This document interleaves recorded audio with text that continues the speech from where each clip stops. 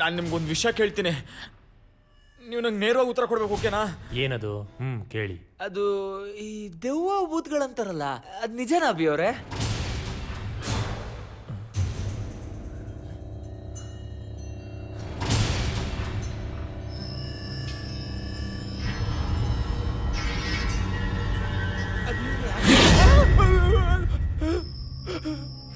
ಏನಾಯ್ತು ಅಭಿ ಅವ್ರ, ಏನಾಯ್ತು? ಏನಾದ್ರೂ ಕಾಣಿಸ್ತಾ ನಿಮ್ಗೆ?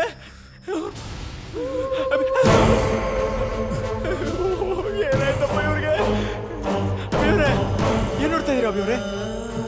ಹೆಂಗ್ ಕಾಣಿಸ್ತಾ ಇದೆ?